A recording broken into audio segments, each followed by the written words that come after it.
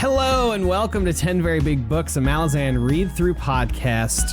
My name is AJ Falleri, and I have not read every book in the main series, but in just a few short weeks, that will have changed. That's right, counting down. Counting down to the final episodes of this version of the show and the final parts of this book. With me, as always, is my good pal and used to be mortal enemy, Peter Bond. Hello, AJ. How you doing today? You looked really confused when I started that. Yeah, you just never know. You never know who's getting introduced when, you know? Yeah. Also with me today is the Salad Queen, India Jones. India, welcome to the podcast. I am so grateful to be here, and I am also a salad queen. And finally, rounding out our show is the king of the pizza pie, Joshua Baker. I'm not even the one eating pizza. I'm not. Peter's the one eating. Okay. Yeah, but Josh, you're the king of the pizza pie. You have to do the hands. You're Josh. right. Thank you. Yeah, you got to do the hands. Sorry. The pinched fingers, perfect. There it is. Welcome to the show, everybody. We're talking about the Crippled God, chapters 14, 15, and 16 today. And I had brought up right before we started recording that I had a bit, but I used it on a different show. So I now am standing before you, palms raised, bitless. So maybe we just sit in silence for a little bit until we all feel like it's time to start the episode. I think that's all right. pretty Let's have a moment of silence.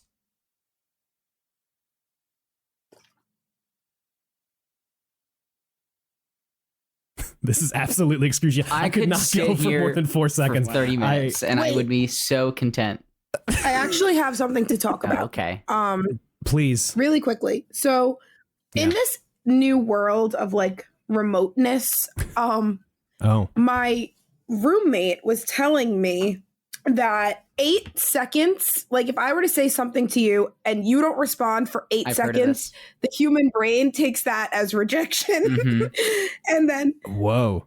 So if you want to like make somebody just really uncomfortable or feel rejected, if you're toxic and you want someone to like want you, just say, I want someone to feel rejected. This is the scenario. Yeah. Okay, so they say like, "Hey, how are you?" And you're like, "Oh, I'm fine." They're like, "Oh, so what'd you do this weekend?" And you just stare at them for 8 seconds, like, and they're wondering why isn't she answering me? What's going on? And it's really use this in my teaching frequently. No way. Yeah, usually it's accompanied by here, AJ. So like, I'm gonna give you like a okay, just like a quick, and then I move on, just like that little upward eye look, and then a little. Gone. Next thing. Wow. You can't give them the satisfaction. It's so dismissive. Yeah. It's so dismissive. Yeah. It hurts. Well, I think most people could be brought down a peg, personally. Me especially. Everybody thinks too highly of themselves. Exactly. We need to kick everybody down a little bit. I honestly agree with that. I totally that's a hot take that I'm willing to heat up. Yeah. Now, there was just a little bit of gang. Coming out and saying we want to tear people down. That's the energy we want to bring on the show. 100%. Just a little bit. I don't know. That seems a little rude. Well, I keep trying to go 8 seconds. Throwing it out there. Oh yeah, sorry. Can you say it again, Peter? Peter, say that again. Okay, sorry. I don't know. Do we really want to be trying to shove people down and like tear people down?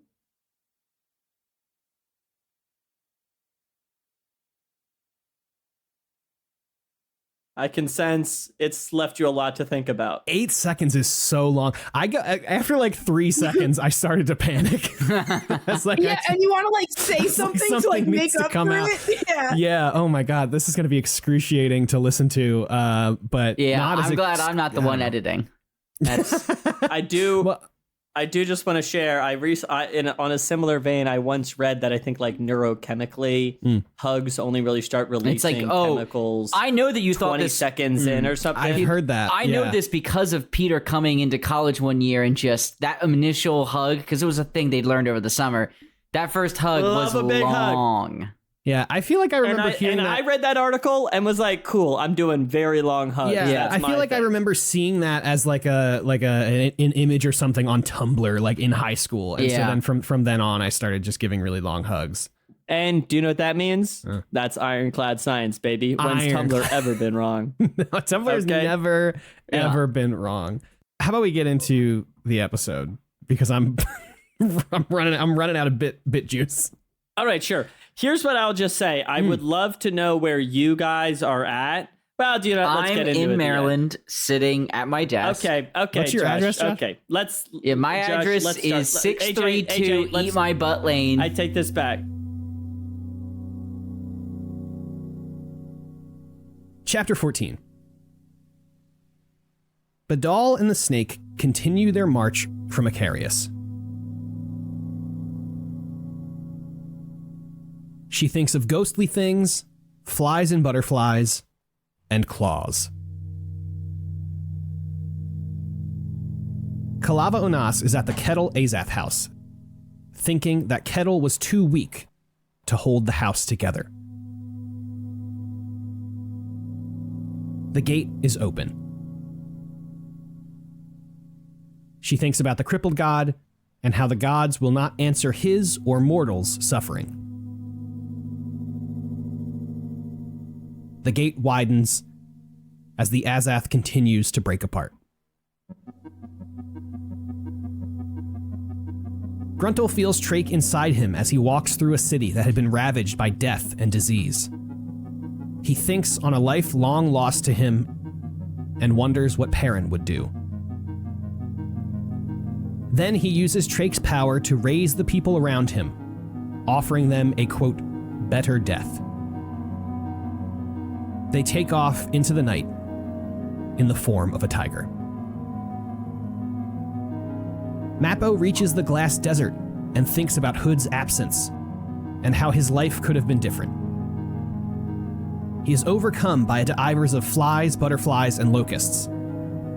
He is pinned to the ground before he hears the voice of Badal in his head, helping him banish the swarms. He tells her to be careful. Silchus Ruin gives Ryad Elace his hand-me-down sword and thinks about his objectively cooler and of mysterious provenance Hust sword. Ruin tells Ryad of Alaint blood being poison, Udanas and Seren Padak, and the last of the ancients that will be coming through the gate. Silchus reveals he is an ancient, and so was Menandere, but that Tiam's blood quickly becomes unpure. He suspects the Soul Taken will come fight the storm as well, but that Ryad is to remain hidden, safe. Silchus tells Ryad to tell Udanas that he did what he promised, and that he regrets his haste with Kettle. Ublalapung has some fucked up dream about a past life or something. He's drunk in a tavern, and he has a son. Honestly, really unclear about it. Sorry to mess up the flow. It was just extremely wild. Ublala wakes up and makes some sex jokes and talks to Draconis about his equipment and fairness. Ruthin Good is met by Kalt Urmanal and Nam Kala on the outskirts of camp. They say they are deserters from Tool's army. They reveal that Tool didn't summon them. Olar Athiel did. Good interrupts with a shit after hearing Olar's name. He reveals Uragal, making the House of Chains whole once more. He thinks of the Fallen One's tale and how it will be a cipher for all time.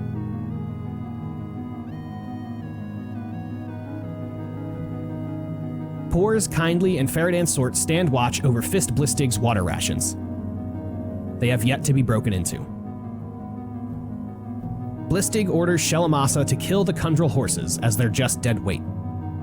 She tells him that they have been drinking the horses' blood. Hanavat arrives and they speak of the chain of dogs and Aaron. Then she tells him to leave. Gaul arrives, as does Fiddler, who tells Gaul that he needs to decide how he will face the end. And then Fiddler leaves. Gaul says he needs Hanavat to hate him. She says she knows. Lestara Yill and Hanar Vigolf watch Tavor leading the vanguard.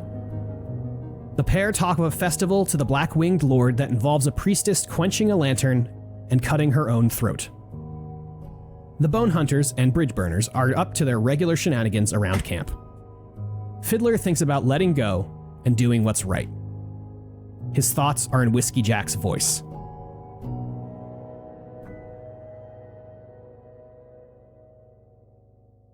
Okay, gang, we're into book 5 of this book, which means that there's only 2 more left after these chapters, which is a bit wild. I feel like we have only just started reading this, but I guess it goes really quick when you split the book into 7 books instead of just 3 or 4, or instead of just 4, I guess. So at the top of this chapter, we are once again with the snake. We are with Badal. They have left Icarius, and there's some stuff happening. Pete, what do you think about all these scenes with Badal and the snake and these kind of ethereal images that Badal is always conjuring?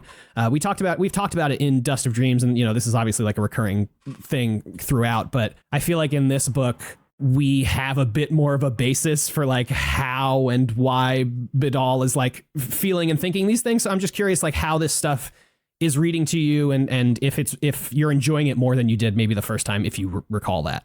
Yeah, I'm going to counter the question, but because here's what I want to say. I will say I know that for me, whilst I don't know if I like love Badal as a character, like I don't know if I have a huge connection to her specifically. I do feel like she's a somewhat, I don't know. I don't know if I have her experience. I don't know if I can really relate to her that much, but sure. I found the poetry really interesting and the ideas around this section very cool. And I do think there's just been a huge shift with how I have kind of interpreted or interacted with this storyline compared to the first time I read the book, and then actually the second time I read as well, this being the third. And I also think there's a huge shift from, as you're saying, the beginning of Dust of Dreams to as you're learning more about this area, these characters, and a little bit about the history and context around them. Yeah, because like in the beginning of Dust of Dreams, she's just like kind of a weird little girl. You know what I mean? And it's like, she's just like, oh, well, maybe she's just like kind of going mad or whatever. But now it's, we know that there is like a higher power, quote unquote, reason for these, thoughts and poems that she has. Yeah, I think for me, I don't know if it's that. I think it's because I don't think you're wrong, but I think for me, what's changed is I feel like there was a time when I was just like, okay, so there's just, when like a random storyline gets introduced, I feel like I'm somewhat like, okay, and right. ... Right. I'm like waiting to understand how these things link together. And I think having that understanding has really deepened. And especially in book 10, I've really resonated with the storyline more than in book 9. And I wonder if any of you feel like you've interacted with the snake has changed from book 9 to 10. India? I do agree. I think once book 10 kind of started and I realized that the snake wasn't really going anywhere and we were just going to be with these, I guess, like, I feel like, how many would you say of this children? 3 snake children that we the ones like? that we hear talk to, yeah. I don't know. And I kind of like echo your sentiments, Peter. Like, I still don't feel, well, maybe your earlier sentiments. Like, I don't really feel connected to it. And I don't really understand like where that storyline is, like what the point of it is. And I also don't care. Like, it's just come a little too late for me to have any, like let it have any skin in my game here. Yeah. So really whatever these chapters come up, I really do take it as like and it's always in the beginning. It's always in the beginning. And it's just like, all right, let's just see what these kids are doing. And then we do. And then I'm like, all right, good. Thank God. Let's move on. These kooky like, kids. Yeah. It's kind of like at this point, like just routine for me. Like we check in with them and then we move on. I'll say I do better now that I'm positive it's not all a metaphor. Because, sure. For a while there, at any moment, it could have all been a dream, or we're actually in a warren. We're inside of one of the jade crystals. At any moment, I expected that. And I'm praying at this point that the end of this chapter is the hint that, hey, we're good. We know now, we're cool. Everything's, this is real and happening. Yeah. I'm curious about, because bringing up a good point, India, of this stuff always like usually coming in the beginning of these chapters. Like we've started several chapters now with Badal and snake stuff, I think. 100%. India's right. Yeah. And I'm curious now I can't really like make the mental connections currently, but I'm curious if I were to do like a closer read of it, maybe if I could like use these snake sections as like ciphers for the rest of the chapter. You know what I mean? Like we do bring up like she brings up thirst and water here, and you know, talking about I believe lies at some point and abandonment, all that stuff. And I'm curious if that's if there's any like deeper thematic meaning there, and I'm sure there is. I feel like all this stuff is like these sections specifically are like very painted with a very thematic brush. You know, like Josh, as you were saying, like this stuff almost reads as just like it's a dream or like it is just metaphor, you know? Yeah. And I'm curious if I were to do a closer read of the stuff like through that lens, how it would maybe change my interpretation of the rest of the book, I guess. I don't know. Just an interesting thought, I think. I guess we will really never know, AJ. Yeah. I guess we won't know. Moving on, Josh, we are in a place that is both familiar and new. At the Kettle Azath house with Kalava Onas. What did you think about this this scene with Kalava standing at the gate talking about dragons and stuff? Ah, man, I don't truly know. When I read it, I was like, oh, that's right. Those people did go into Starvold Demolaine and then open a hole into that from that warren into here. And that's why we like, I was like, yeah, I get how this is important now, but it's also very heady still. Yeah.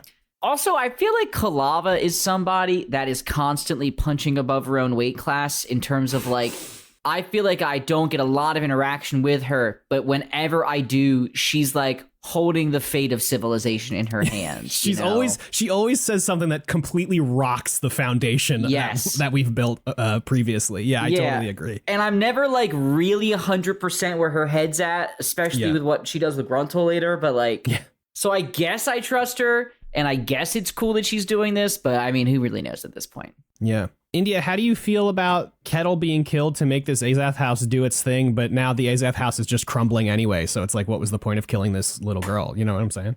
You know, I think we're all kind of fucking feeling 100%. That way. Especially her fucking killer himself. Yeah, fuck Silchester.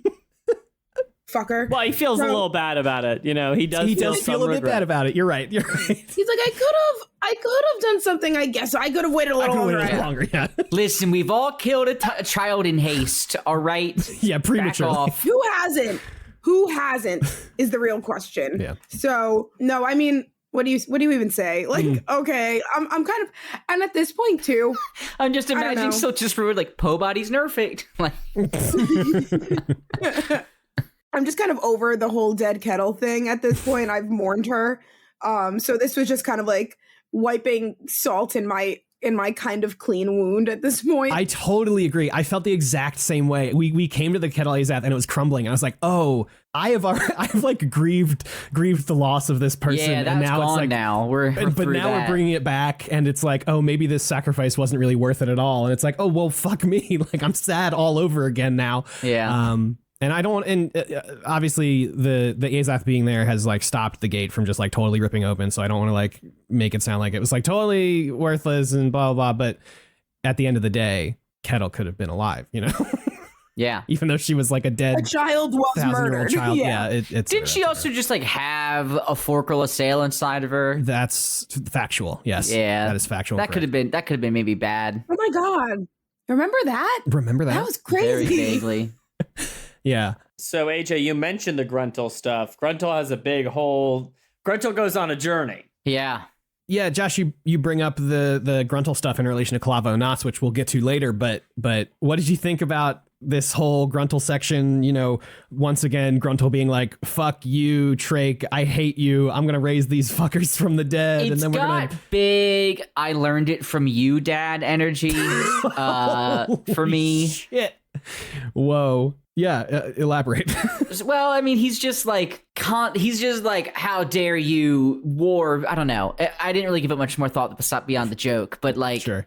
Look, you give me a guy who get Tiger Scar and raise Dead Warrior into Live Warrior to make Big Tiger. Yeah. I'm very happy with all of those consummate parts, you know? Yeah. And I just sometimes I wish he had a little bit more of that dog in him, you know, and was just kind of like owning that this is what he was doing and not like, but, you know, being upset about it the whole time. But, you know, I feel like he's spent a lot of time being upset about it. You know, it's kind of time he comes to terms. Yeah, at this point, fucking nut up, be a tiger and go kill somebody. Nut up, be a tiger. Yeah. I'm curious. Josh, what do you think? I mean, staying with Gruntle for a moment. Do you think this city or town is the town where we left Fellison 3 or Fellison Younger in Bone Hunters? It's a really good question. Palil was the god that was killed. Yeah. Now he spoke. To me, these people did not sound like. I agree. They did not sound like people from Seven Cities. To me, this sounded like an ancient people's. But it would not shock me if it had something to do with fucking Book 6, because we banished or killed Palil or something. And yeah, you know, I'm sure there's a connection possibly there, but it didn't really feel like Seven Cities to me personally. Yeah, I don't know. I you say it's ancient, but it does say the air stank and there were flies crawling on the corpses. So to me, that seems like not ancient, you know. Yeah, like true. Semi-recent. But also, isn't Palil dead and the plague gone? Seven Cities? Well, yeah, but those people all still died, though, right? Well, yeah, but to your point, that was like fucking years ago, months ago, an indeterminate time ago. You know, they wouldn't still be smelling bad. Well, I think as we've discussed many times on the show, we shouldn't take any time sort of doesn't like matter. calendar date. Yeah, time isn't a super important factor here, which I'm fine suspending that. But it does say Palil was summoned, so I feel like that's a pretty, I don't know, I feel like we're supposed to catch on to that as like a thing. I don't know. Anyhow, any other thoughts about Gruntle here, thinking about Idkovian and Perrin and Harlow, Pete, India, anything? I have no thoughts. I could go on a huge Gruntle tangent, but I don't know if today's the day. But okay. I did just want to share. We only have a couple days left. It's true. Well, that is one thought. It's increasingly, and I don't know, we're going to have time to talk about it on. I do feel the pressure. I'm like, well, I have something to say. I got to say it about Gruntle today, you know? Right. And here's what I'm going to say instead about Kalava. Okay. Who I feel like is a character I sometimes am just like, I don't know, not really tuned into, but fully agree. Wait, is she gonna, like, you know how sometimes I just love random people? You know, I love Ulog Tugtail. Why? I don't know. He's my guy, you know? You do love am I gonna become a Kalava stan? Do you know what I mean? Like, do I think Kalava rules? Actually, yeah, I think I'm actually a huge Kalava head. I do think Kalava does rule in some ways. I think she's a very no-nonsense character. And I do think there's something to be said for what Josh said about every time she shows up, she just fucking, like, turns everything upside down. And then it's just like, all right, peace. I love that energy. She's very cool. That's why I'm interested. Cool. You know? Very cool. Yeah. Big older sister vibe, you know? Drives a convertible. Okay. Speaking of cool, Mappo gets to the desert, does some thinking. That's very sad. But then he is attacked by the divers in the desert and then dispels them with the help of Bidal. I think that part is sick. I think it's awesome. Such a cool section. Yeah, but I'm curious, India. No, okay. You know I don't. You know. Right. You don't care about Mappo, India? I hate Mappo. That's partly why I came to you for the divisive. Wow. Okay, fine. I know you're so sick of him just being sad about Ikarian. Well, that's you know what? Now he's a very fair point. Like, he's also sad about like, what does death mean now that Hood's gone? Yeah, you know? literally. How are you feeling about our big sad son? Oh my god, when does it end? Sure. Honestly, when does it end? It's so annoying. Just give this man Ikariam and let him just complain about his life forever and being a good bad friend and whatever. I'm so over it. The divers, those were cool. I do think that was very cool. They're always kind of cool. Yeah.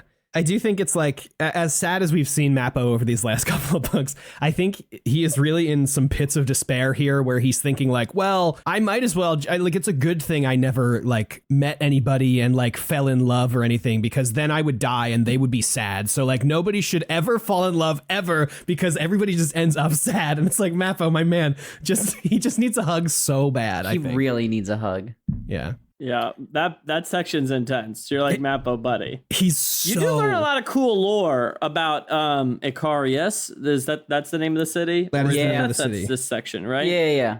Yeah, he talks about No, that's later when he's seeing like the shades of Badal and the rest of them, and she like tells the story about leaving, and he's like, that's not how it happened. So we'll get there, but that is also very cool. And so finally, Josh, we see the aftermath of Silchus Ruin coming back with this sick sword and being like, hey, here's my shitty scimitars. Yeah. What'd you make of this whole Silchus Ruin Ryad, Blood of the Elaine? We get Tiam in here. We talk about the ancients. We get a whole, there's so much exposition about like what the elder gods are up to. Okay. Is this for me, you said? This is for you, yes. Okay. I think it is such an incredible choice for Steve to make, that dragons have such fucking cool, sick, badass lore, but you only get to find out about it in chapter 14 of the last book of the series. Yeah.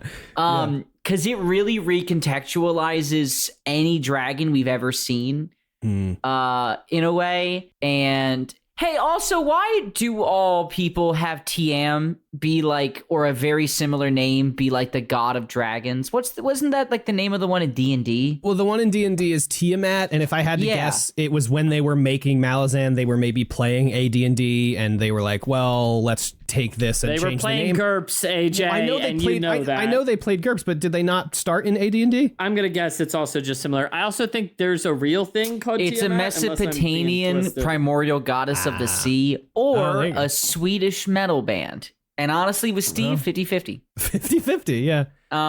No, I thought it was a very interesting section. And like, I'm glad I have a reason to give a shit about Riyadh now.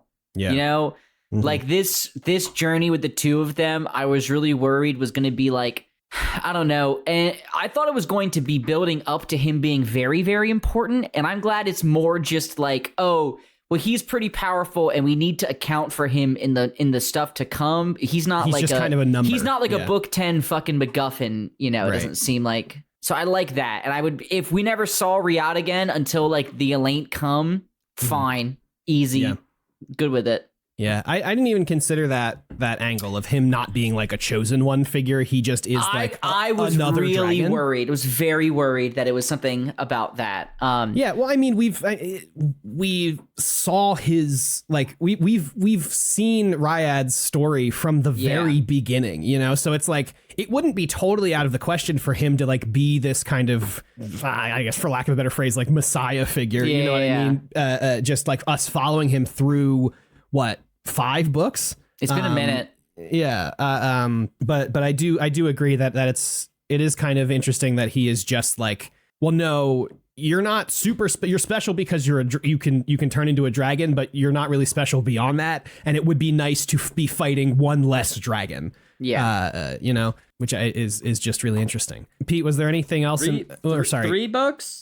Was it 3? No, I thought it's Midnight Tides, isn't it? It's been a minute. Doesn't he show up in 7? I think in Midnight Tides. No, we see. I guess. Oh God, who is it? Somebody meets up with the Talane Mass when Ryad's a baby. Yes, and they're like, "We're taking care of this child." Oh, yeah, you're right. I don't remember who. Anyway, is sorry. That like Absalar and Crocus, maybe? That's when we also meet Sandalith, right? Like that's all kind of a similar. I'm gonna look. I'm gonna Google it, but you can move on. I'm sure. Good. India, do you have any feelings about all this dragon stuff, or did you grab onto any of it, or was it all just kind of too much? Because it's a lot. It was fine. Yeah, it was definitely a lot. I didn't necessarily hate it. I was curious though, from like a perspective like of, because I know once we read or watched, what movie did we watch, Peter? For the Patreon? Lord of the Evil Rings? Dead, Lord of the Rings, Krampus. It was Lord of the Rings. It was Lord of the Rings.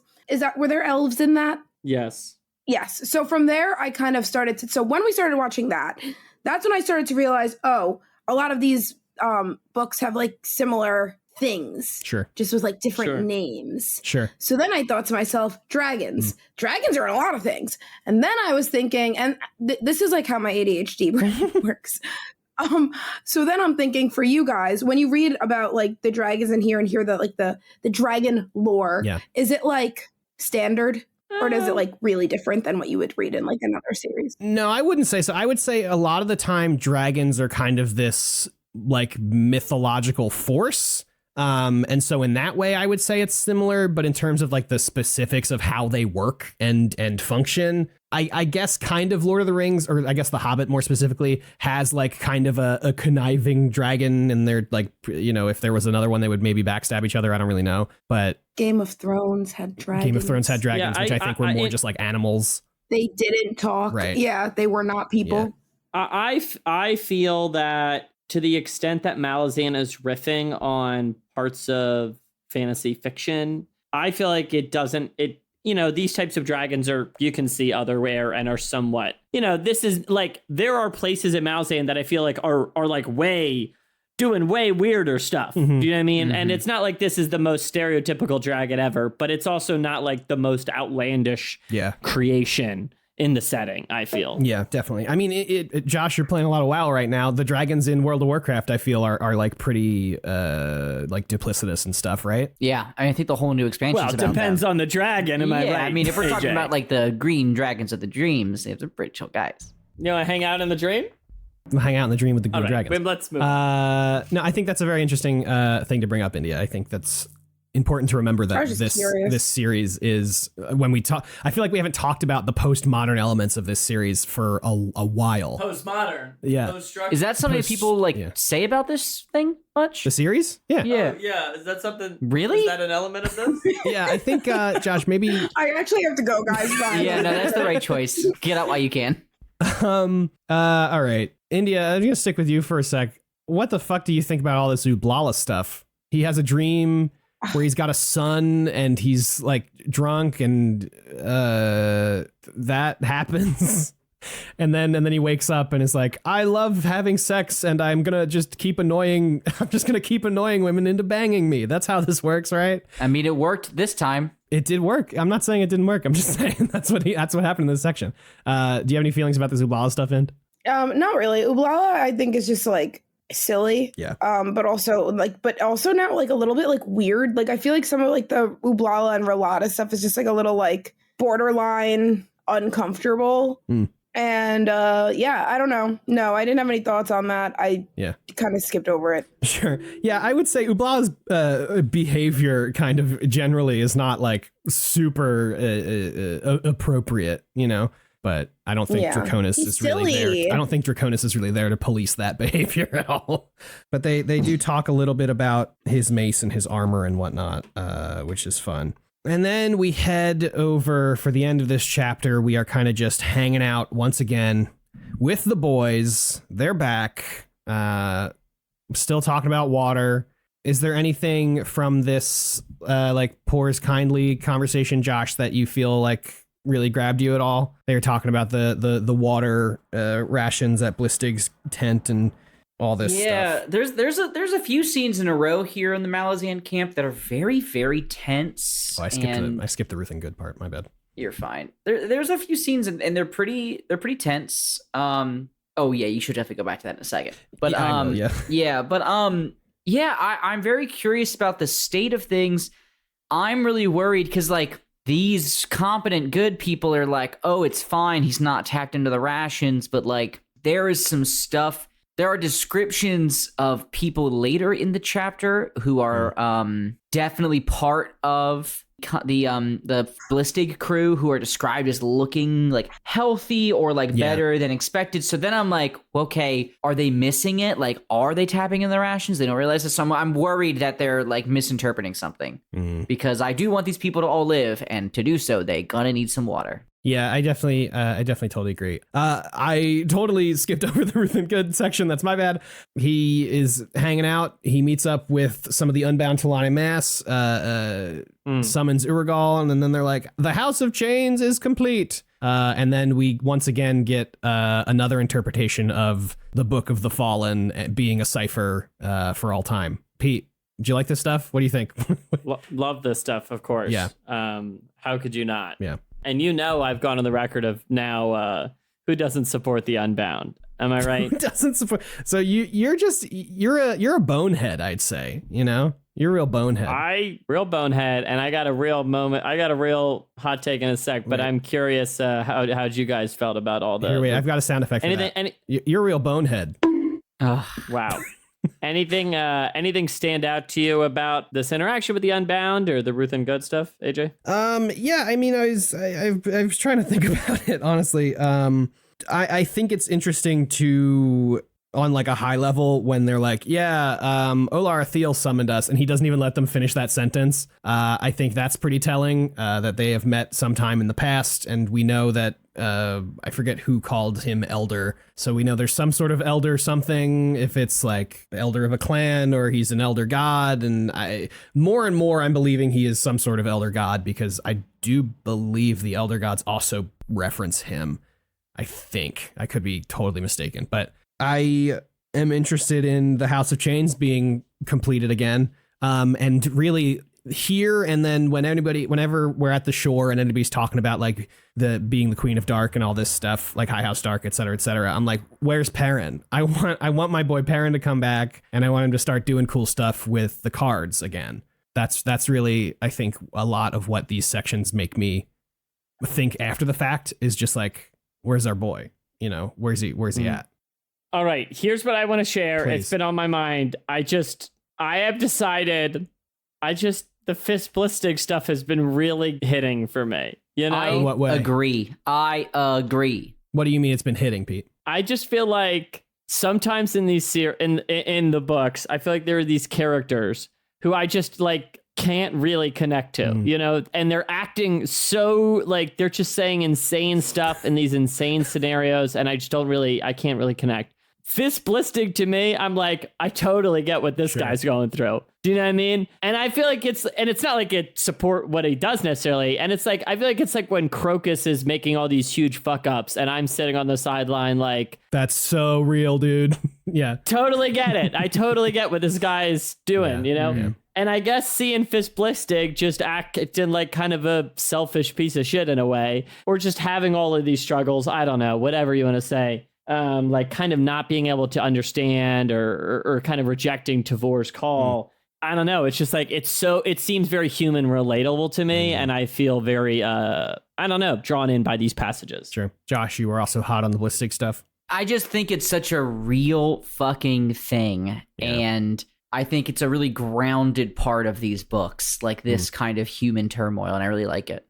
Yeah. Which I would say is not a thing we see super often in the soldiers stuff. Like, despite these stories being really small, I feel like the problems they have are always kind of a little bit on the absurd side, you know, in some way. It's very big scale. They're very large problems a lot of the times. Yeah. And I totally agree. This is like we're like thirsty and we need to survive and drink. Truly, he does think he has the best interest of himself and his people at heart. And I think he's asking a natural question that, of course, I don't know, I've asked a lot of my life. Who the fuck are you? What the fuck's going on? Yeah. Do you know what I mean? Yeah. Which is so funny, I think, considering Tavor has made such an effort to like, well, not Tavor specifically, I guess, but like the Bridge Burners and the Bone Hunters to like kind of democratize the like ownership of their 100%. their group. You know what I mean? I think it's interesting for Blistig to like still kind of take that issue with authority or whatever. I think it's interesting because it's like we're told sometimes like, oh, well, yeah, there is no real hierarchy in the Bone Hunters. We can all kind of do whatever we want. But then we're seeing Blistig here and we're all like, oh, well, this fucking guy, you know, why can't he just do what he's told, et cetera, et cetera. I do think that's kind of interesting. What else is also pretty interesting is that they've been giving the horses water and drinking their blood. That's fucking wild. Indy, what do you think about that stuff? But I mean, less specifically about the drinking the blood, but just this Shelamasa Hanavit Gaul like moment. Who is Gaul, and why has he killed his own children? Well, okay, so that's how he sees it. Gaul was the leader of one of the burned tiers like groups or whatever. That his children were stationed in, I believe, in some capacity, and he sent them off to battle and they all died. And so then he was all very upset about that. I don't know if you remember I don't remember if it was early in this book or late in last book where his son's wife was trying to get Gaul to sleep with her. Yeah. And now that has happened and everybody's like, I can't believe you're doing this, Gaul. And this is part of why Fiddler shows up and is like, yo, you need to get your shit together. I don't care what's going on, but you know, we have to decide, how you're going to move on with your life from this. That's kind of like a porn. Kind of like a porn. I guess you could say that. One could argue. I guess you could say that. I didn't say that, but I didn't not say it. I'm not disagreeing. No, well, I did not say it. Let the record show. Sure. I thought it sounded kind of like you said it, Peter. Interesting. Anyway. Our voices sound very similar, India, so I get that. Yeah. But yeah, so Gaul has this whole moment with Hanavat where he's like, Hanavat, who is his wife, who is like, I need you to hate me because, like, and he doesn't say this part, but he's like, because I hate myself so much, I need you to also hate me so that I can kind of, do with it, whatever. And she just does not cop to that. But anyway, how do you feel about all this inner family drama, all this stuff? This is probably, well, if only I understood it, it would have hit harder because it actually sounds pretty fucking interesting. I usually do like feel like I resonate also with the scenes that are less that are more like just mundane things going on. Mm-hmm. But this I don't really think I did. And I don't know why. I don't know if it's just like getting to like the end of a chapter and you're just like, all right, let's keep going. Sure. But this didn't I don't know. Yeah, no, I thought that he killed his sons, and then I was like, well, that's fucking weird. No, I do get what you're saying, because there is something like, I really loved Gaul's story in Dust of Dreams. We get that great scene with him talking about how much he loves his wife and loves his family. I think that's a great setup for where we've ended up. But something about the Gaul scenes in this book have me feeling similarly of like, all right, yeah, let's move forward past this, and I can't put my finger on exactly what it is. But I think I can totally get why this stuff isn't grabbing you, despite it sounding like it's kind of your vibe in the series, Yeah. But maybe something that is a little bit more your vibe. Lestara Yill and Henar Vigolf are hanging out. Talking about Tavor and her feelings and all this stuff. And then we get this whole conversation about the Festival of Blackwing Lord that involves a priest quenching a lantern and cutting their throat, which is surely not foreshadowing or any sort of metaphor, simile, or anything. Do you have any feelings about this conversation between our favorite couple here? I just need them to probably just like chill out, and I don't know who that's targeting. Maybe Tavor. Tavor is a sister killer, so I don't care. But I like Lestara, and I like her man, and I like their little situationship. Sure. Yeah. And then finally we end off, Hedge does some nicknaming of the munitions as kittens. That's pretty funny. The Bone Hunters and Bridge Burners are up to their stuff. And then we end off on Fiddler, but I was just curious, Pete, was there anything before this final Fiddler section that grabbed you? Nothing in particular, no. And so then finally, we arrive at Fiddler thinking about letting go and doing what's right. And he hears Whiskey Jack's voice in his head. Josh, do you think those are just his thoughts, or do you think that's actually Whiskey Jack? Oh, I think it's just his thoughts, Yeah. But listen, what if it was actually just Whiskey Jack? Well, death doesn't matter in this series, so like it could be, Jesus. Fucking who cares? Okay, Josh. Okay. Well, before we move on, I did just want to share two things that quick came to my mind, AJ. Please. Number one, I don't know why, but the soldier stuff, I know I've complained about it before, just said that it hasn't connected with me. I feel like recently in this book, I feel like it really has felt like in chapters like this, when I'm on all these other desperate rogue storylines, I'm like not that into it. But then when we come back to the army, I feel very drawn in and engaged, Yeah. And I also just want to shout out, I know I was kind of talking about how the Malazans are talking about, and specifically how their military structure is talked about. I had some great conversations over email and on Discord about it. So I just want to shout those out. It's very interesting to talk to people about, I don't know, just different aspects of military stuff, which is something I'm not too familiar with. So that's all for me. Time to thank everyone who supports us on Patreon. Yeah. And a very special and warm and loving thank you to our new patrons and kindest friends, Robert and Emma. Our kindest friends. That's a new one. Yeah, I don't know. It felt right. It felt right. Robert and Emma, it felt right. Yeah, I think you're legally obligated to, if you're not kind, you have to let us know, or it's entrapment. So, preach. Message us at 10 Very Big Books. Yeah, the tweet or email us 10verybooks at Gmail if you're not kind. Thank you to everybody who has backed us on Patreon. We are almost to $800 a month at the time of the recording. And it would really be great for us to hit that milestone. Period. That's all I got. Thank you so much. We would really love to do to hit 800 a month. Shall we move on? Let's move. Let's move. Chapter 15. Atri Preda Yantovis, also known as Twilight, and her people are still holding back the Leosin invasion. She thinks how Yedin has changed her people and the legends that will be told of him. She watched her brother decapitate a dragon with his laughing Hust sword. Yedin turned to his people to rally them, but Yantovis saw that he did not believe they are home. Aperol Forge wonders when Khadgar Fant will send the elites through Lightfall as they look over the corpse of Iparth Irul. He thinks back on Kalor's visit to the throne room in the distant past. Kalor came to offer up his life and spoke of selfishness, blame, and vengeance. The king denied Kalor the death he wanted. Khadgar Fant interrupts Forge's thoughts, and they talk about Hust swords, and that they will wait until only Yedan remains before sending all 12 dragons through the gate. Sandalith sits on her throne and thinks of Rake's Hust Legion. Withel falls asleep at Sandalith's side and speaks with Mother Dark.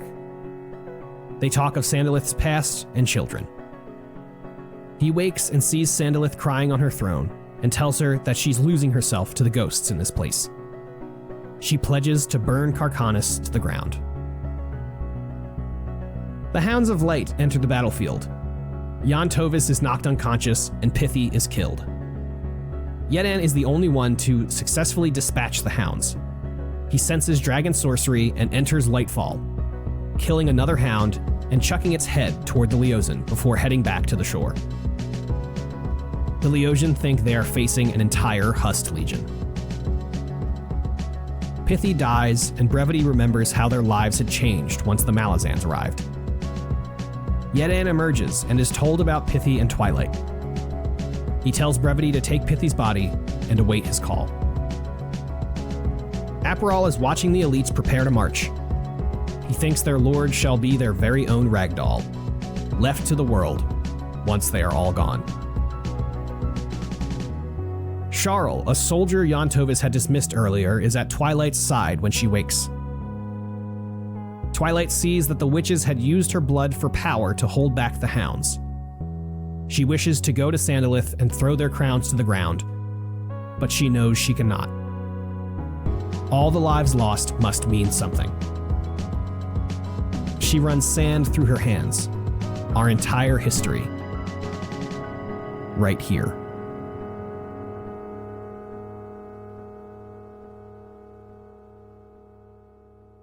Big chapter for Lightfall stuff. Pete, how you feeling? Great chapter. Great chapter. India's shaking her head no. What didn't you like about this end? I hate the light people. I'm over it. Yantovis and fucking whatever her name is. Sandalith? Twilight. All 15 million fucking names. I'm over it. I'm over it. It's confusing and I don't like it and I don't get it. It's too many of the same type of people doing on opposite sides, and I just don't tune in enough to understand it. And it's frustrating because it's the end of the fucking book and I still don't get it. Yeah. Is there anything specific that we could maybe try and clear up? You know what? Yeah. Sure. Let's think. Let's do it. Who are the people? So there's the shore. Yes. Sure. Nice. Sure. The light people are in this are how what is that? Where are they? So there's a big and how do they get through? There's a big portal. And okay, yeah, sorry. Keep going. No. Yeah, actually, we'll take it step by step. Sure. There's a big portal, yes. So there's a big portal where the Tisleosian, the light people, are coming through to the shore to then fight the Sheikh, who are also Tistiandi. So they're storming. Yes. They're storming the shore. Yes. Yeah. Yes. Why haven't they done this before? Why now? What is going on? Well, I was just going to say, I think the why is also a bit lost to me. I think I maybe just have forgotten exactly what the circumstances were that started this gate opening and everything. Josh? What I understand is that it opened before. I just think there's a new king who's the guy that we keep seeing, and he wants to fight the war that got fought a long time ago. And I think Osirk didn't want to fight that war, which is why that they haven't tried this in so long. Right. And so I think this new guy got influenced by, I don't know, the Crippled God maybe. But we also know that he definitely got influenced by Calor, and something broke within him, and he is deciding he needs to attack the Tisti Andi at Carcanis. And so he has assembled the might of the Tisti Leosian to assault the wall where it's weakest, which is assumedly Lightfall, and he's doing so with these dragons. And probably no one's done that for a long time because it's very risky, including the risk of like, hey, if you're a dragon for too long, you fucking go crazy. I will say, Josh, kind of got the gist of it. I think what's a little tough is it's set up in that initial scene with the very, very first scene, like of this book or something, right? Both There's so much there. Introduces those characters, the conflict, the storyline, and their motivation. It's a lot. It's a lot's going on in that scene. So yeah. Yeah, it's really confusing. I thought the dragons are only Tisti Andi. Or yeah, that's what I thought. No, I think that's what I thought. No. Generally the Tisti people, or the Tisti Andi and the Tisti Leosian have soul taken among them, which means they can turn into annoying. They have elate blood. They have the blood of Tiam, which is also the word that keeps coming up. And that's how they can turn into dragons. And what about the middle people? The Eater. I don't believe The biracial? I don't believe we've seen any Eater transform, right? Pete is shaking his head. Interesting. Yeah. Okay. Yeah. Osiric. Yeah. Osiric. Does he have a son? He has a son, Laoric, I think, from House of Chains and Bone Hunters. He's in those. Can I just say, I was really, really happy in this part of the chapter because my weird called shot from the one episode or 2 episodes ago was correct, that they've sent 0 actual soldiers through, and it's just been the fucking masses. Yeah, that was a nice catch with the woodcutter's axe, that was a Josh. great call shot. Yeah. Mm. Well, I just kind of figured if they've got dragons, their soldiers probably aren't dog shit, and should manage to kill the ragtag people on the shore. Yeah. So. Who are the people on the shore? The people on the shore are the Sheikh, who are also Tisti Andi. Who have Tisti Andi like thin blood in them. And there's also a bunch of Letheri from that prison island that we were in a few books ago. With Shirk and all that. Yeah. And why do we call them the Sheikh? Because that's what their people are called. That's what they are, yeah. We don't really know where that name came from. That's like the Blue Rose. If you remember the Blue Rose from I do. Midnight Tides, they are like... I mean, Hargal Fanel is a Blue Rose. Who is? Hargal Fana. Hanar Vigolf. That's what I said. I was like, what is this name? Okay, good. I had a ha and a v. They're the descent. They are like descended from the Eater line. That's Andy, kind of what the Andy Sheikh line, are. not Eater, Andy. The Blue Rose? Oh, sorry. The Blue Rose are descended from the Andy line, but the Sheikh are also descended from the Andy line. Yes. In some way. I really thought about it. I feel like Skemandari Blood Eye is the only Tisti Eater soul taken I can think of. Sure. And we did last chapter, Siltrus Ruin did say that Tiam's blood gets unpure pretty quick, so maybe it's something to do with that. I don't know. Or maybe just Skabandari Blood Eye didn't fuck. You know? Okay. I'm just saying. He was the only one who could transform, and he didn't fuck. Yeah. India, does that clear up some of your confusion? Yeah, I'd say. Yeah. So to get more into the specifics, now that we've kind of laid some of the groundwork, hopefully, Jan Tovis is on the shore. She's fighting, and it's Josh. It's not going great. Yeah, I've often said if your leader has to rush into battle suddenly for morale purposes, it probably means something's gone horrifically wrong. Yeah, and how do you feel about that? How do you feel about your call shot being confirmed with that context of like, it's so bad that Jan Tovis has to go down, but then we head into the other side of Lightfall and they're like, yeah, we should probably send our soldiers soon. Yeah, I mean... How you feeling? I feel, well, first off, great, because I love being right, because I'm a fucking egoist. Sure. Secondly, I guess how I feel is, I'm trying to think of how to put this into words. Like, I didn't really feel like they had a chance without some sort of Deus Ex Machina, and I now definitely feel that way. Yeah. So do you feel like this Deus Ex Machina could just be fucking Yetenderic being a fucking sick swordsman? Well, listen, that is always an option. The dude rips, but literally rips heads right off of dragons. Yeah, he does. I don't know what the Deus Ex Machina is, other than, can I give another called shot? Please. Well, I mean, all the Andy left fucking, the place, Black Coral. So where else would he be going if not here to like show up on the shore at the last second and have fucking Namander like lead his people into battle and then accept the Sheikh into their own, and that's like the thing that like heals the wound. Yeah, that's a name I've forgotten. But Josh, I think that's pretty close to how I also feel, especially with Sandalith and Withel kind of like having. Well, this and whole Namander would be with... so hyped to show up and be like, "You're queen now? Fuck yes!" Like that's exactly what he would want. Yeah. Or what's that? King and queen. Well, who's kissing?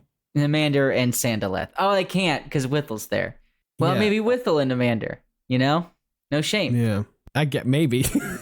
Is Withel king of the Tisty Andy? I don't think it works like that. What's his face called that was married to the queen? What's that called? The king's consort, right? Yeah.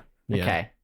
I think it's just kind of a figurehead position more so. So like I said, we see Yedan cut off a head with the Huss sword, and Twilight's very worried about it. On the other side of Lightfall, Pete, how do you feel about this Calor like reveal that he has talked to the Tistiliosian? Like, was that when I heard this? I think I was like, oh fuck! Like anytime Calor comes up in terms of like these ancient civilization conversations, I'm like, well, yeah, this makes sense. But I'm also like, oh my god, he was here too. I'm just curious if you feel similarly to me in that respect.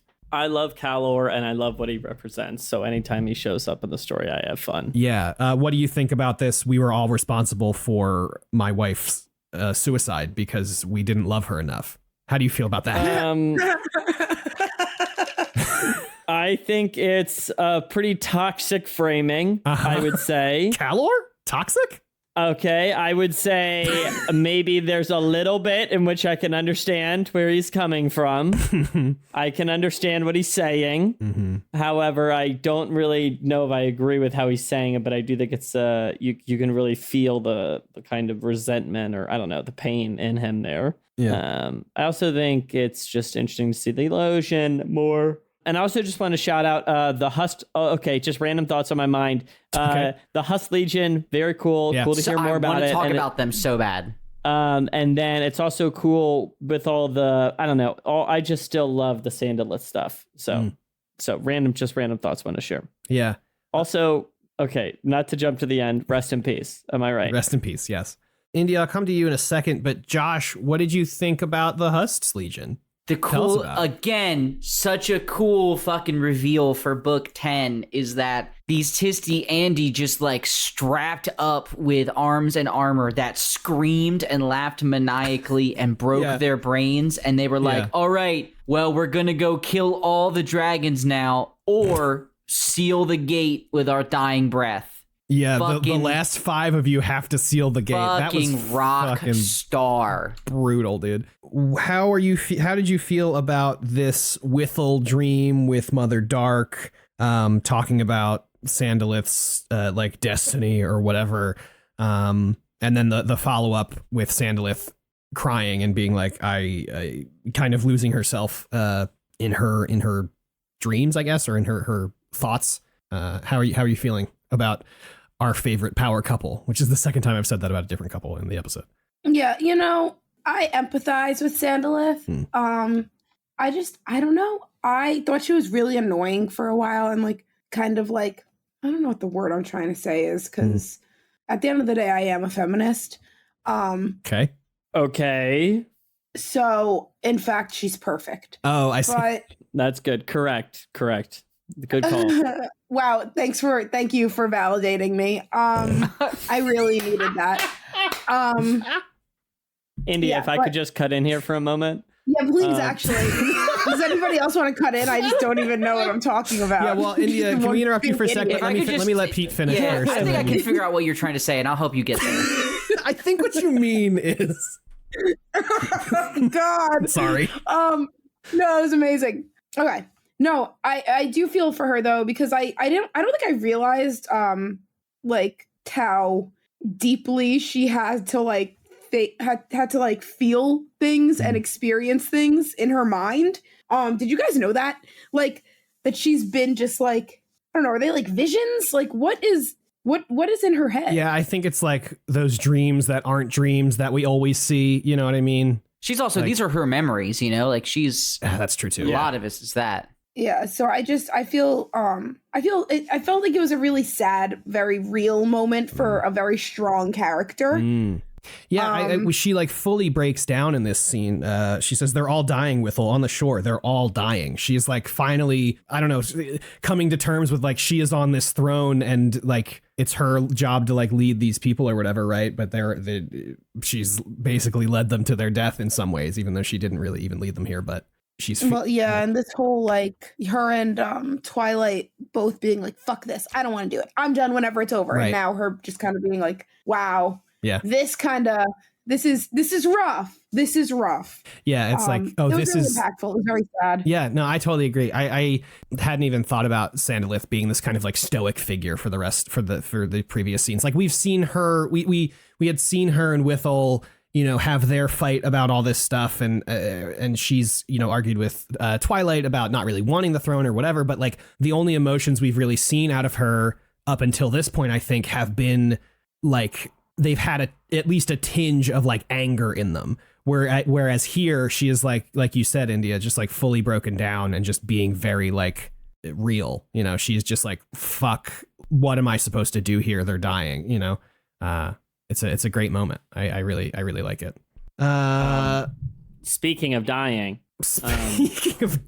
Jesus, the Hounds of Light come through and they wreck shit. Pithy gets her back bitten off or something. Is that what happened? I don't fully. It was one of those things that was just kind of so brutal. I was like, man, I don't know, but her death scene's sad. Really sad. Yeah. What was sad about it for you, Pete? I don't know. It's just well written. Yeah. And the last line's very sad, and it made me rest in peace. You know. Rest in peace. That's all I've got. Yeah.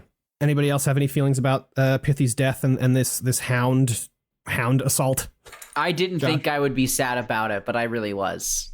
Yeah. I thought her short character arc has been really good. Yeah, I think I agree. It was like totally not out of nowhere, because we've known who Pithy and Brevity were, but like getting Pithy as this POV through all of this, I think. Yeah, I think in the last few chapters, like just exploded for me. Like, yeah, really good. Nothing else to say. Just fantastic. Yeah, it's true. At last, it's true. I was a soldier. Sad. So sad. Very sad. And then Yen and Derek wreck some more shit, and the Leosian get ready to send their elites through. And Aperol Forge is finally, I guess, like seeing the end of like, well, this is our final push, and then if this doesn't go well, then everybody's dead, and I guess this is kind of just our lot. That sucks for them. Josh, do you feel bad for Aperol Forge? Do you think there's? Well, let me ask you this, actually. Do I feel bad for someone that watches as a mass murderer does his thing and sort of commits genocide, but feels conflicted because they were childhood friends and knows that the mass murderer is good on the inside, and that, you know, it's better for me to be alive to do damage control, to speak out? Yeah, no, not a lot.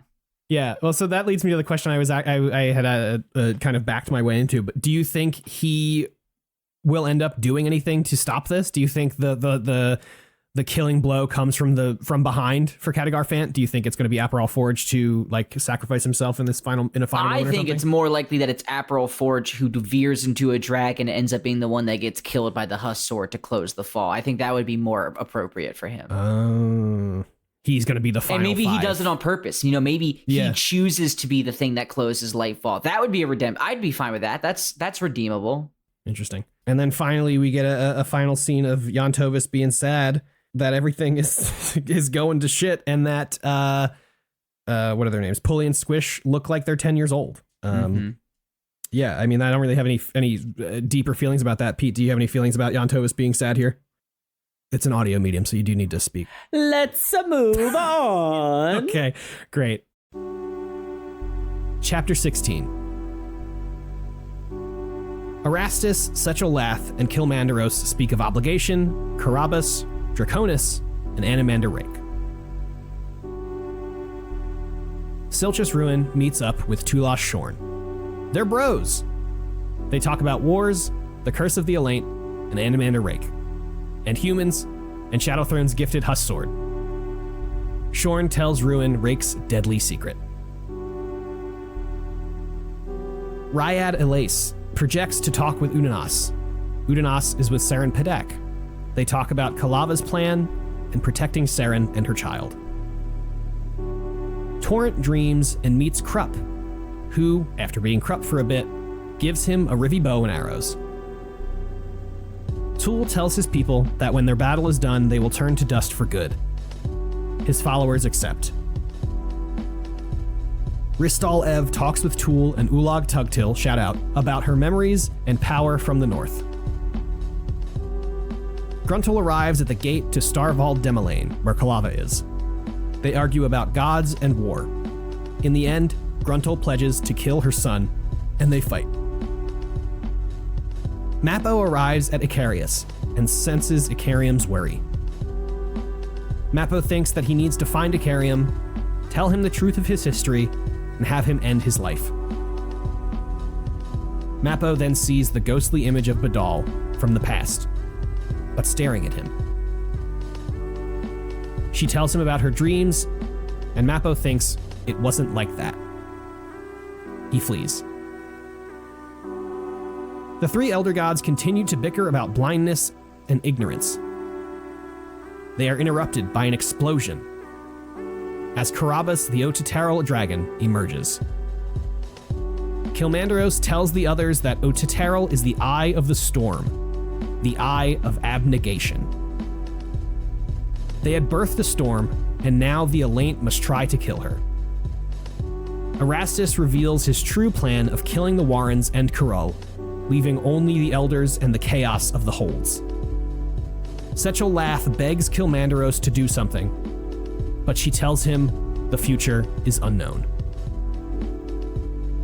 She asks Sech if he'll stay with her, but he refuses, telling her that he doesn't want to see her die at Draconis' hand.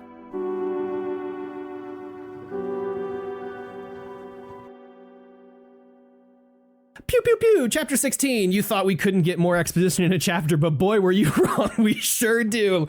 But that's not really until the end. And so let's just quickly move through the middle of this section before we can get to what we actually really want to talk about, which is the end of this chapter. I don't know if you guys feel the same, but that's how I'm feeling about chapter 16. This chapter's fine. It's just, I think coming off the big battle fun, I was so engaged with the last chapter. Yeah. I was, it's nice to have a chill chapter sometimes though.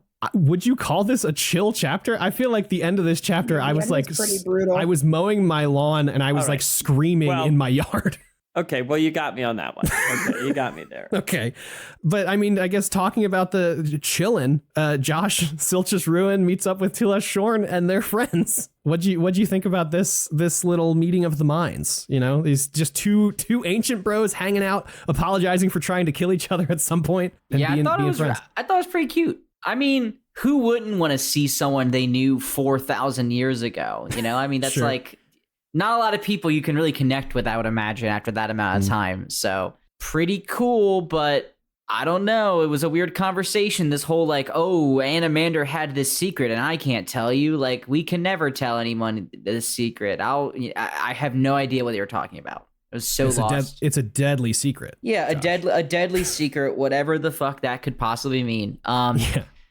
But did we need to see Tulas Shorn again? No. Am I happy he's here? Of course. I would say I would like to see Tulas Shorn again, because I feel like when he was in Reaper's Gale, I feel like his story, what was it? Toll the Hounds. Was Toll the Hounds? I feel like his storyline kind of ended in a fart for me. Yeah. He was just kind of built up and then he was like, oh no, they got munitions, see ya. And then he just left. Yeah, he's a cool guy.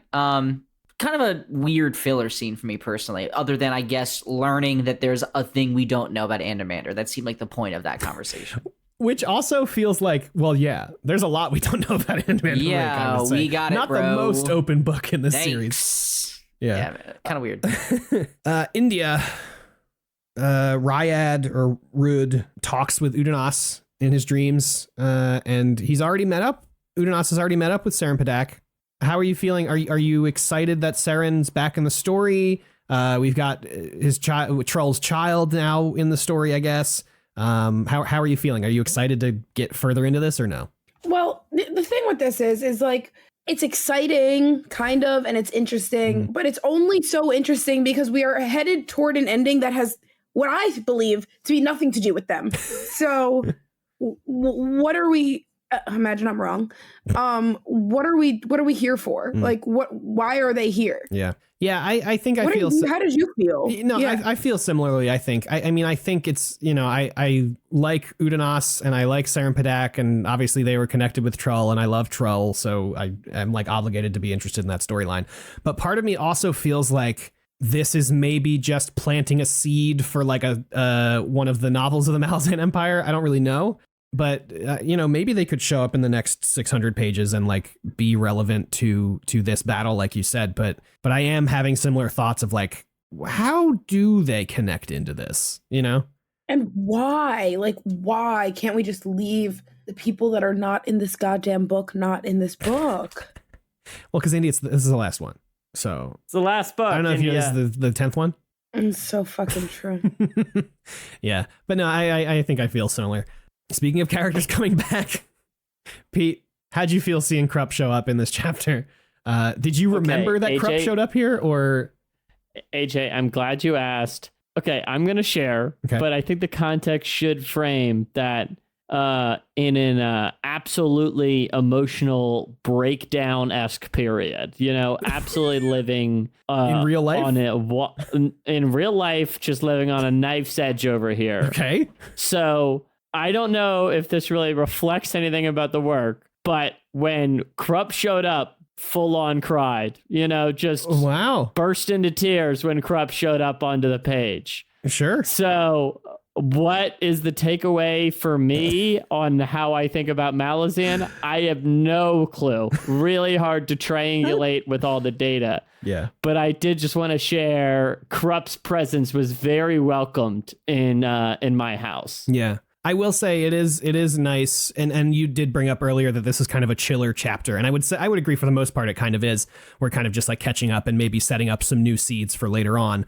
But this part specifically feels like one of those things that is in these books often after chapters that are like full of battles or death or just like deep things where it's like, okay, well now we need to take a breather for a second. So here's Krupp for a scene.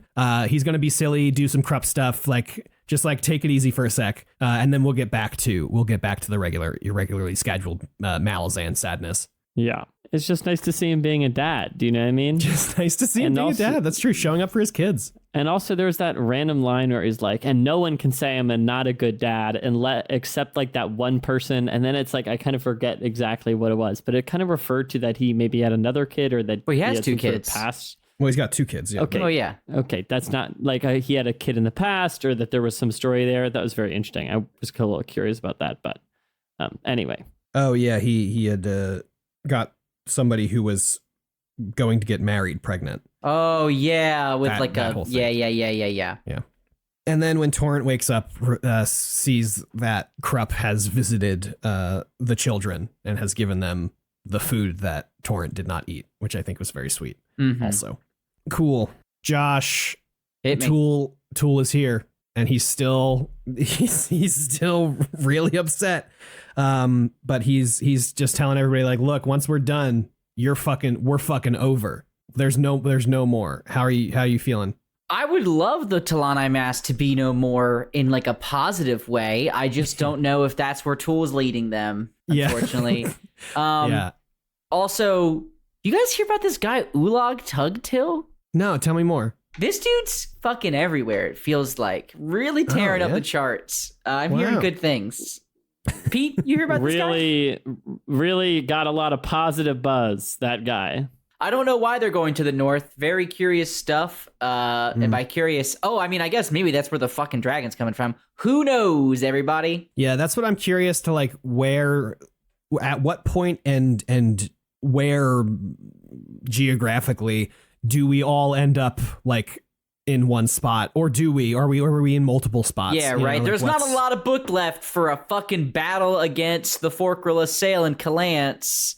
Right, which is a thing I completely forgot about in this section of the book. Oh, you're talking about things we forgot about? I mean, what about Ganois Perrin fighting a war in a different Warren against the fucking watered down Forkrilla Sail? Remember that one scene 20 chapters ago? No. That's still happening. And that was this book, man. What? Yeah. Fuck me. All right. Well, I'll have to refresh myself on that, I guess. All right. I know there's stuff AJ wants to get to. I really want to wrap up, but AJ, I know you have stuff you want to get to. Well, yeah, sorry. We can blow through this. Gruntle meets up with Kalava. They talk a little bit and it's like, yeah, Trake's my son. He's like, well, fuck you. I'm going to fucking kill you. And then they fight. Cool scene. Loved it. Mappo arrives at Icarius. And is sad again. India. No, I'm just kidding. He's just sad more. Pete, you brought up earlier this part. Are you really good, India?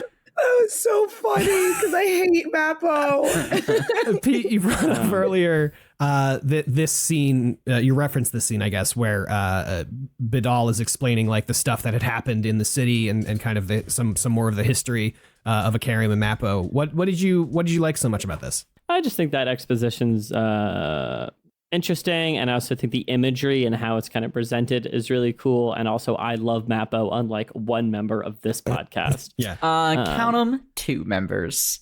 Damn, That's really? No, I'm kidding. I love my boy Mappo. Okay. Okay. AJ, tell me how you felt about this whole Elder God ending that I guess you listened to while you were mowing the lawn. I did listen to it while I was mowing the lawn, and much like how I was destroying the top parts of my grass, the gate destroyed the barrier between realities. Is that AJ, I know what you're thinking. You're sitting here right now wondering, did I nail that? Yeah. You did, champ. Yeah, you did. Thank you so much. Yeah, you did. Thank you so much. I really appreciate that because I really was like, is that anything? No, I think this is so fucking cool. I mean, this is like one of those things in these books that I just think like this is so fucking metal. And also I love, Pete, you've talked about on the show before how you really don't sometimes really need to know the rules of how things work and stuff. I love learning rules about things and how like magic works and whatnot. So for them to be like, oh, well, magic itself is like a big hurricane, but Otateril is actually the center of that hurricane. And so without the center, the rest of it does not exist. I think that's so fucking sick. I love it so much. And it's just like, if this were like a scored, if the audiobook had a score, I think it would just be like shredding guitar this entire time. Like, yeah. I think we would be in some real like melodic or not melodic, but like symphonic metal here. Where, where like the moments where where Setral laugh is like, I can't believe you're doing this. What's happening? Like that's like some like swelling string parts and stuff. And then the part where Carabas is like flying out is just like an absolutely fucking shredding guitar solo. I thought that I love this moment so much. And for it to end with Erastus being like, and I am just a fucking petty little asshole. Oh, yeah. And I want to do this because I fucking hate Krull. And that's the only reason. I think that moment also ruled because we've known the Errant's a little shit. And I feel like he hasn't really been on his little shit bike this whole book. But here he is. He's on a fucking motorcycle now, baby. Really, really great stuff. Really, really great stuff. I just would like to take a moment for us to have a retrospective of like, at this point in book 1, the adjunct Lorne was still with us, and the only thing we cared, and the problem we had is that a single Jaghut who was evil had come back to life. And here we are, baby. We've killed God and summoned the end of all things in book 10. And it's really, really just the stakes are so much higher. I think it's so goofy. Yeah. Okay, I finally can. I sorry to rush you through this, AJ. We can finally get to my question. I've been dying to ask it. Okay. And well, wait. Do we want to get India's quick general thoughts on this moment? Oh, I hated it. was it just like totally? It's so hard to understand. Yeah, I totally get that. I didn't even want to understand it. I'm not gonna lie. I didn't even want to. I said, I you know when you read a page and you're like, fuck, I barely understood. I barely even like read that. Yeah. I'm going to keep going. Yeah. I did that for like 10 pages. Yeah. Well, of all the stuff in this book that is like, here's a bunch of proper nouns. I feel like these moments are just so full of like, here's a bunch of word, like here is a dictionary for the Malazan universe. And we're talking about it because the Elder Gods know about and talk about everything. And so we are just like constantly on this track of like, you know, we're just talking about all of history forever, all the time. But I do miss like a lot of, I think, key, I don't know, just like important things by not like really digesting these chapters, or not chapters, but like these like really dense pages. But then I'm just kind of like, I don't fucking care because this happened 1,000 years ago, 5,000 years ago. And although it's still for some reason impacting current reality, like you gotta wonder how many years do you need to live to fucking get over it, you know? Yeah. Preach. That's the question. Yeah, that is really what it comes down to is the errant / Erastus being like, fuck Krull specifically for 10,000 years. Right. Yeah. All right, Pete. And look how it's turned out for him. And look how it's working out great for him. All right, Pete, what's your question? I want to know how you guys feel. I am feeling the same feeling I felt when I reread The Crippled God earlier this year. At this point, halfway through the book, I'm like, I need to fucking finish this book right now. Yeah. I'm like, I need to sit down and just read the leads. I'm like, there's no part of me that's like, oh, I'll just read the next chapter when I'm like, this needs to happen today. Yeah. I'm so fucking impatient. I don't know how you guys are feeling. I'm very similar. I would like to be done. It's good, and I know it's going to be good for the rest of the time. Let's just do it.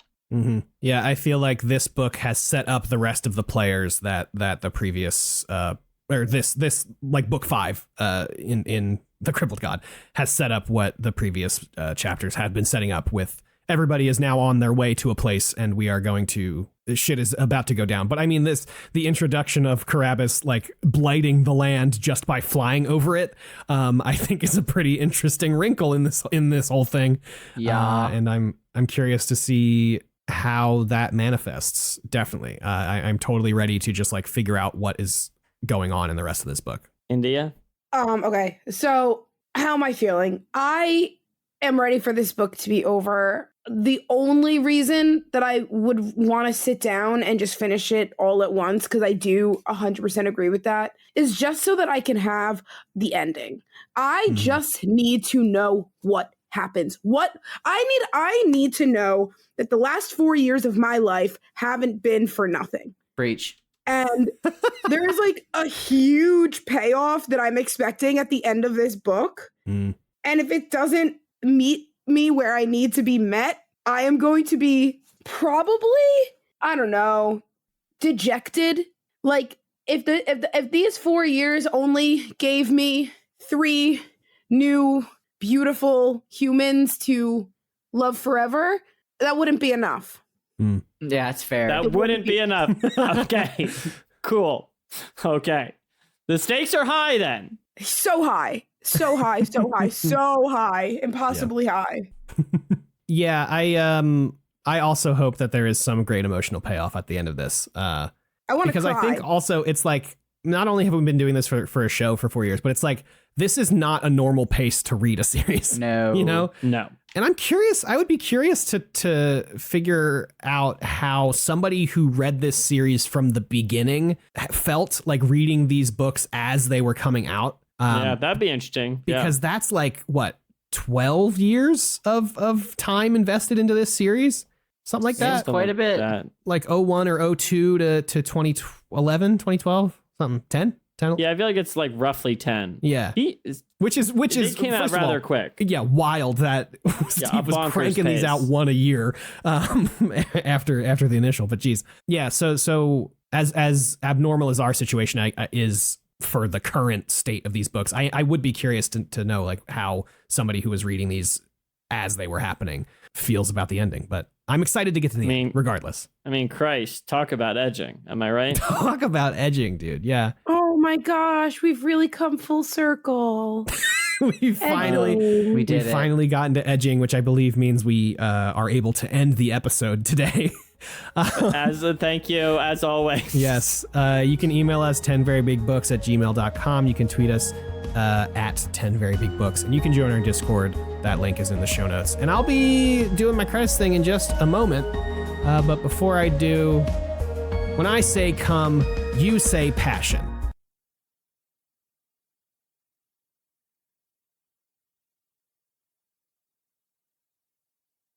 Come.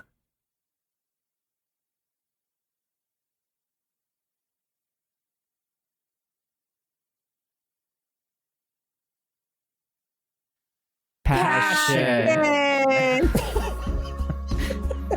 All right. 3, 2, 1. That was so uncomfortable. That was the most uncomfortable silence I've ever experienced. I hate it. Hello, everybody. Producer AJ here, about to do some promotion. Just a reminder that on July 22nd, we will be hosting our 10-hour stream of The Fallen. We'll be playing games, talking to the community members, chatting about the show, all while raising money for Pro Literacy, a charity that supports adult literacy in the United States. It will be live on YouTube, so make sure you follow that link in the show notes to subscribe to us there so you do not miss it. On another note, thank you so much for listening to this episode of the podcast. If you'd like to give us your thoughts or feelings about this or any of our episodes, you can always email us 10verybigbooks@gmail.com, tweet us at 10verybigbooks, or you can head on over to Discord, bit.ly/VBBDiscord. That's capital V, capital B, capital B, capital D, Discord. That link will also be in the show notes. Thank you to all of our wonderful patrons over on Patreon. If you'd like to financially support the show, you can head on over to patreon.com/10verybigbooks. That link is also in the show notes. And as always, thank you so very much to Dan Gezerek for making our spectacular cover art. You can follow him on Twitter at @A_W_DanG for some really demoralizing tweets about the Philadelphia 76ers. Thank you as well to resident Scout Wilkinson, for the special art she is providing for this season. You can follow her on Twitter at HumbleGoat and on Coffee at ko-fi.co/HumbleGoat. And of course, the wonderful music in today's episode, including the remixed intro and outro track, is by the one, the only Amaranthan from his album Simulant Rain, which you can find along with his other music on bandcamp.com. Links to their pages will be in the show notes, and 10 Very Big Books will be back in 2 weeks on June 9th, talking The Crippled God, Book 6, to One in Chains. I'll talk to you then, and thank you so much for listening.